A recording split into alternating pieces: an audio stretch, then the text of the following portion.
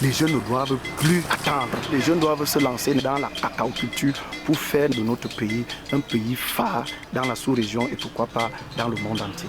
Quand j'ai vu l'utilité du cacao, j'ai décidé moi-même de faire ma plantation. Au-delà de l'incitation à produire davantage le cacao, la transformation locale joue également un rôle très important.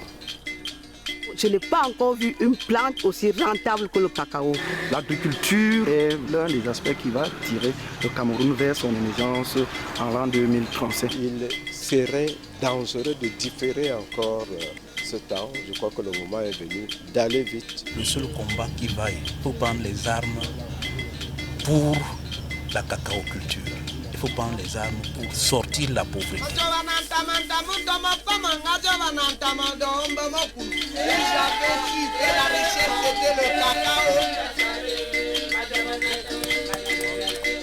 Je replanter les jeunes pépins et les jeunes pousses.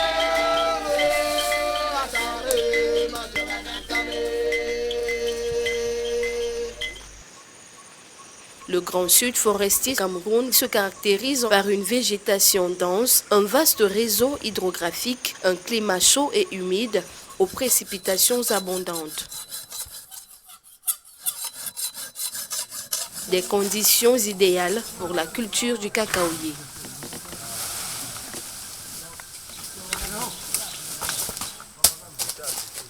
Le cacao a été introduit au Cameroun vers 1887 sous le règne du gouverneur allemand Julius von Soden. La cacaoculture est entrée au Cameroun par la côte du littoral et a progressivement migré vers les régions du centre, du sud et de l'est à l'époque de la colonisation. Jusqu'en 1920, les premières cultures sont faites dans les plantations européennes. Encouragées par les services en charge de l'agriculture, les populations locales commencent à créer de petites exploitations.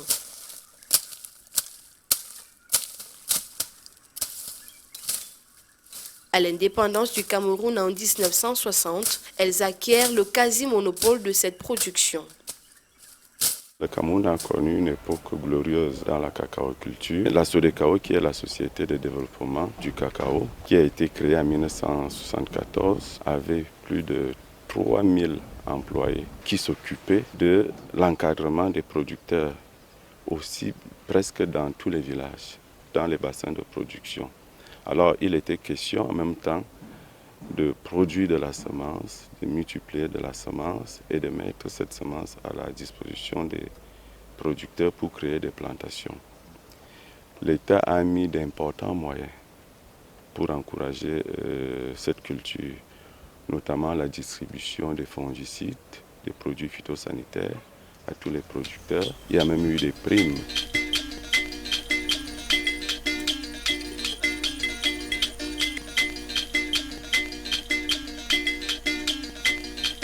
Pour produire un cacao de qualité et à grande échelle, une station de recherche et de production de semences améliorées est créée au lendemain de la Seconde Guerre mondiale à la périphérie de la ville d'Ebolova, la station d'Onkwemvon.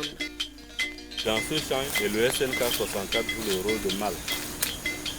Il y a 143. Implantée sur 416 hectares, Nkwemvon est la troisième station mondiale de recherche sur le cacao après celle du Ghana et du Brésil. On voit le plan de La date de 1949 est la date de création de la station cacaoyère d'Nkwemvon, qui avait pour but à cette époque-là de produire du matériel sélectionné cacaoyer. Et puis nous avons la date de 1964 avec l'Institut français Cacao Café, n'est-ce pas, qui vient continuer cet effort de recherche toujours dans la même station pour enfin aboutir en 1982 à la prise en charge de la station par le PSCC et la coopération belge. Après 1982, avec la crise économique de 1986, la station a été partiellement abandonnée Et ce n'est qu'en dans les années 2000 que le Minader a repris la station en main. La station a été rétrocédée en 2007, le 1er juin 2007 à la Sodecao. Et la même année, le centre de production de semences de Nkoyevon a été créé. Dans ces parcelles expérimentales, les chercheurs vont réussir à mettre sur pied une espèce de cacaoyer particulièrement résistante aux maladies et qui va faire la réputation d'Nkoyevon. Le nom Nkoyevon est une référence dans le monde entier en matière de cacao-culture. Et il y a tout un groupe de géniteurs qui portent l'appellation SNK, qui signifie sélection Nkoyevon. C'est des géniteurs qui ont été sélectionnés ici. Tous ces géniteurs ont été sélectionnés et ont été par la suite distribués à travers le monde. Vous allez en retrouver au Brésil, vous allez en retrouver en Côte d'Ivoire. Partout vous verrez un cacaoyer qui a l'appellation SNK. C'est que c'est un cacaoyer qui a été sélectionné en Nkoyevon.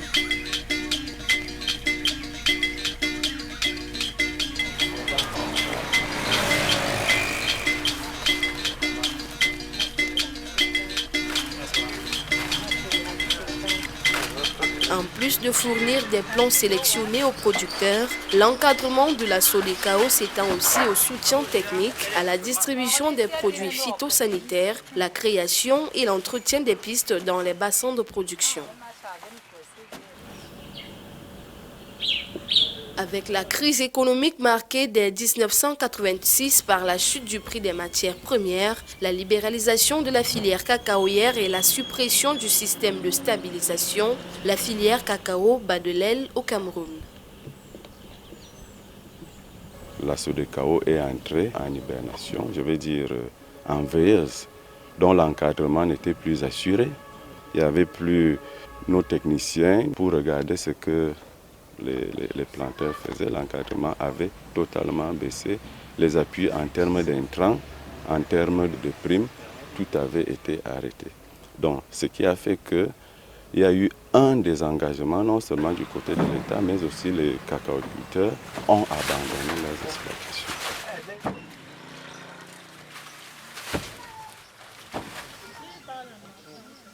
Le champ de Nkoyevon, premier champ semencier au Cameroun. Dans les années 80, ce champ produisait 1 400 000 cabots semences. Aujourd'hui, ce champ produit à peine 80 000 cabots semences. Et à côté de cela, nous sortons d'une crise importante qui a frappé le secteur, qui a conduit au désengagement de l'État, n'est-ce pas, du secteur productif. Et donc, au niveau de la Sodecao même, il y a des problèmes des capacités opérationnelles qui se posent. Et au niveau des producteurs, c'est pas la désolation, mais des difficultés criantes, parce que nous n'arrivons pas, n'est-ce pas, à apporter l'encadrement qui est attendu par ces derniers. Fort de ce constat, la Sodecao a organisé à Ebolovad un atelier de finalisation et de validation externe du plan stratégique 2020-2027. Il est question d'éviter le naufrage d'une filière qui nourrit plus de 500 000 producteurs et 10 000 familles environ et pourvoit près de 200 milliards de francs CFA aux cacaoculteurs. La Sodecao a un champ semencier assez important, notamment le champ semencier Nkoyevon.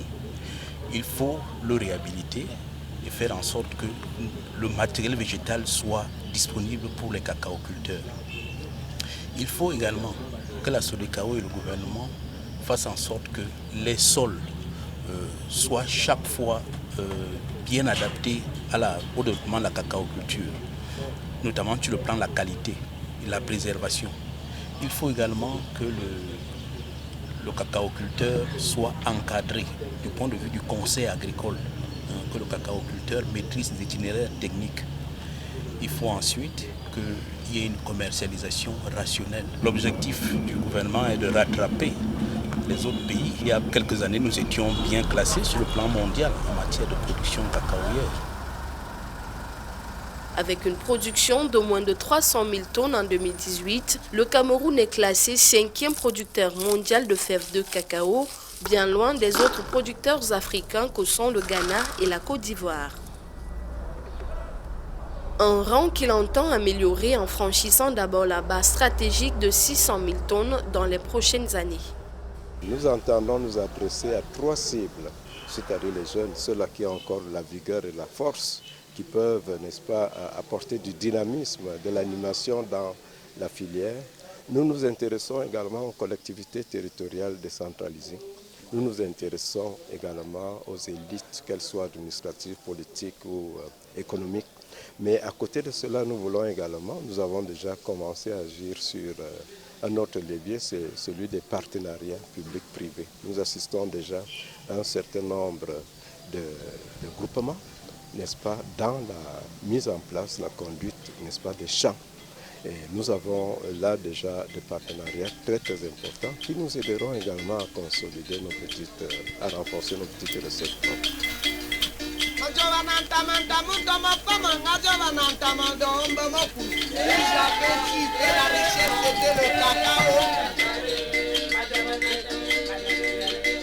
Je replanter les jeunes pépins et les jeunes pousses. Je l'aurais planté à l'infini.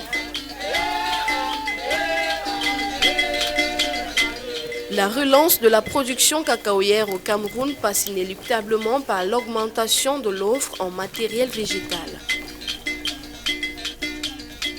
Le gouvernement l'a bien compris et est venu fixer le cap en Coimvon. Nous en avons ici.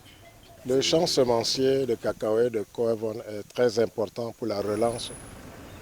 Notre plan stratégique prévoit qu'on atteigne la production de 600 000 tonnes. À l'heure actuelle, il nous manque encore 280 000 tonnes à produire.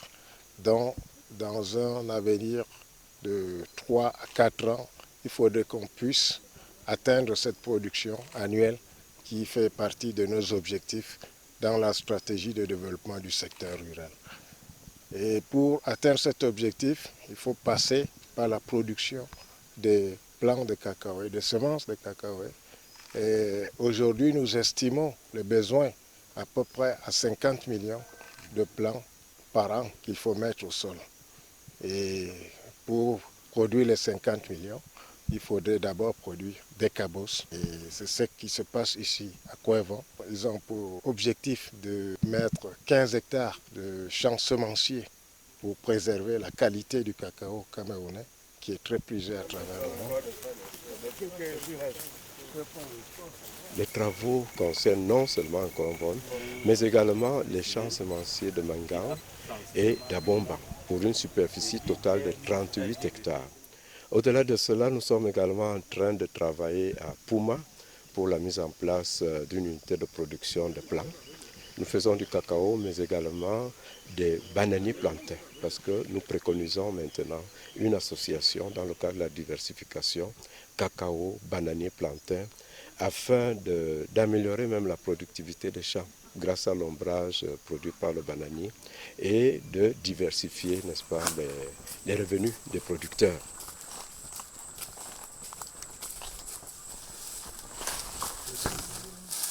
Si dans les années 60, il était question d'apporter une assistance technique aux producteurs de cacao, 60 ans après, l'objectif est de les structurer en coopérative et de les former pour qu'ils deviennent de véritables professionnels, maîtrisant parfaitement l'itinéraire technique.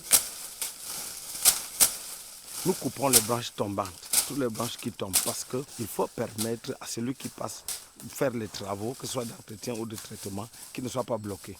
On coupe les branches qui montent verticalement, simplement parce que les branches qui montent verticalement bloquent le passage de la lumière.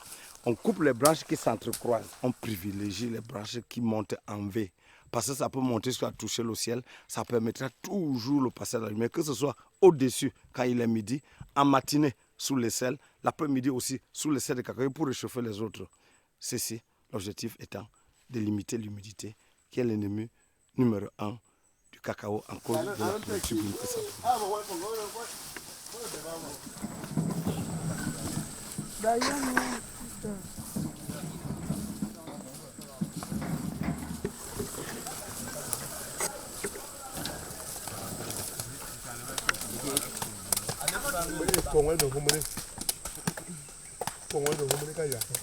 Vous le faites par le bout, vous mettez à genoux. Il faut ouvrir les cabosses quand elles sont encore fraîches. On sépare la coque des fèves, on transporte ces fèves dans un endroit approprié qu'on appelle le séchoir où nous faisons la fermentation. L'école traditionnelle voudrait qu'on utilise des paniers, mais fermenter 15-20 sacs de cacao et que chaque fermentation doit durer 7 jours pour la bonne fermentation. Vous convenez avec moi qu'il n'est pas facile d'utiliser des sacs. Donc c'est comme ça que nous utilisons quoi?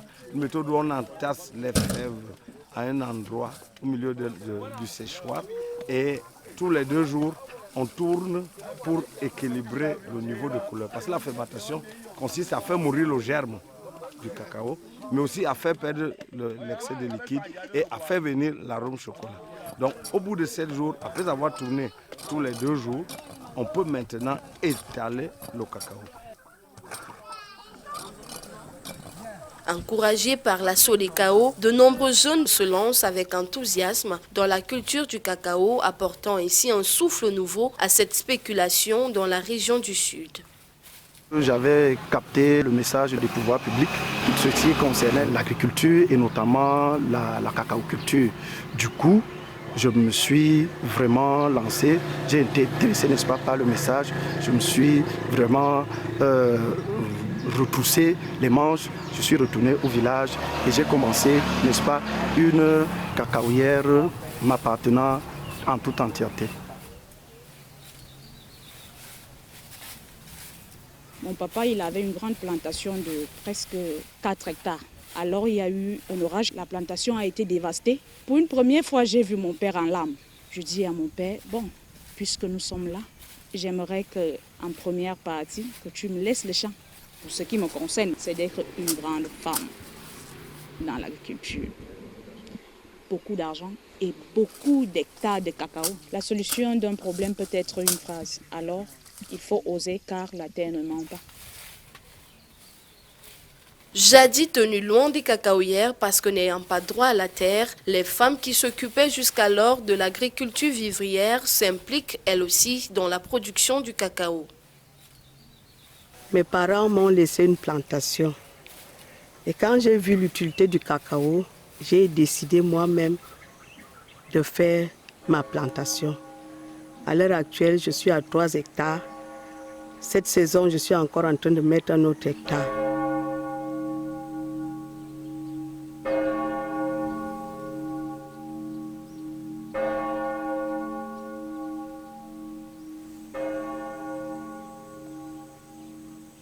Avec plus de 213 hectares de plantation, le diocèse de Saint-Mélima est l'un des plus grands producteurs de cacao au sud Cameroun. Son évêque envisage d'étendre ses plantations et surtout d'arriver à la première transformation. L'évêché à la cour, il y a une grande pépinière de 40 hectares. Ça, c'est le cacaoyer. Nous devons aussi entrer dans l'économie de la transformation pour que ce cacaoyer que nous vendons aujourd'hui, dont les fruits sont vendus au premier niveau et dont en sève, doit aussi s'arrimer avec la donne sociale qui est l'orientation vers la transformation pour que nos paroisses soient des lieux de production, des moyens nécessaires à leur mission.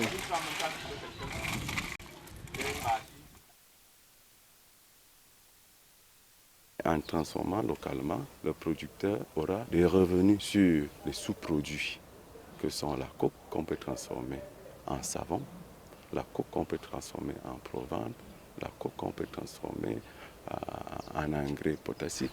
Il peut également transformer la fève pour produire du beurre.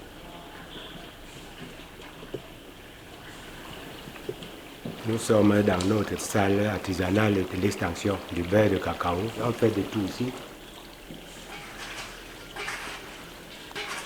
Lorsqu'on a les fèves de cacao séchées, on grille les fèves là et puis on les décortique. Nous vendons et on passe à la machine pour l'écrasage. On amène la pâte ici. Dès que je mets la pâte, je la chauffe d'abord un peu. Et puis je mets l'eau. Je laisse ça bouillir. Et puis je commence à tourner. Dès que l'eau là disparaît, tu vois la pâte, ça commence à se fendiller. Ça montre déjà que la pâte est déjà cuite. L'eau que tu mets, c'est ça qui fait monter l'huile puisque ça ne peut pas se mélanger.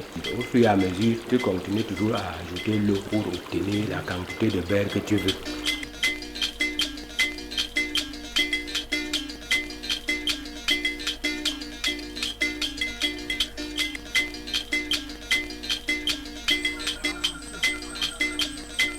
La transformation, c'est ma passion. Je transforme le cacao dans toutes ses formes.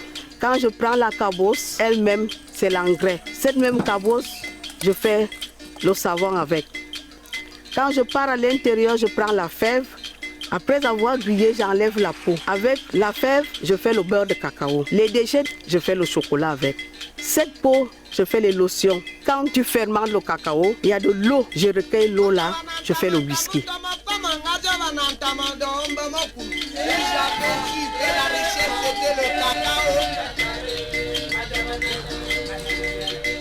Je replantais les jeunes pépins et les jeunes pousses.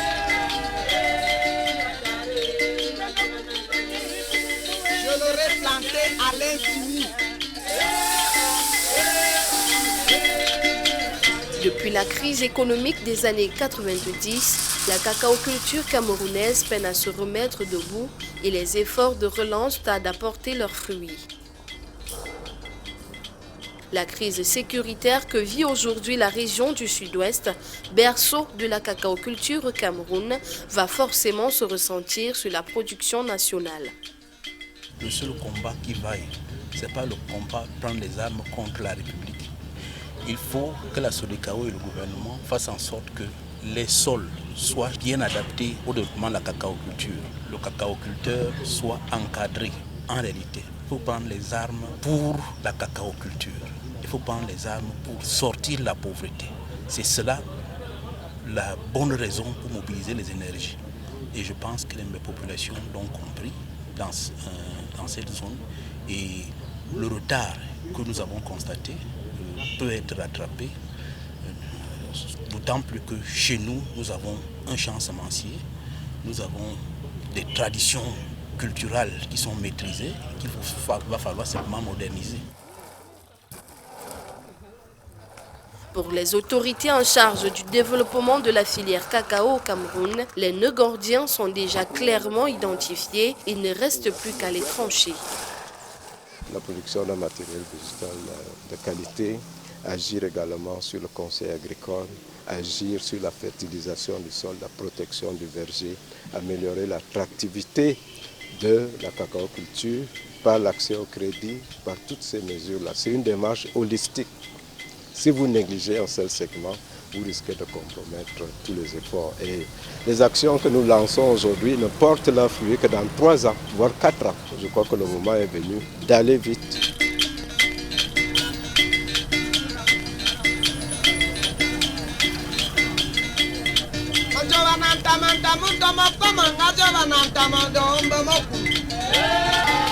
Je vais rappeler ma mère des champs d'arachide pour m'aider à planter.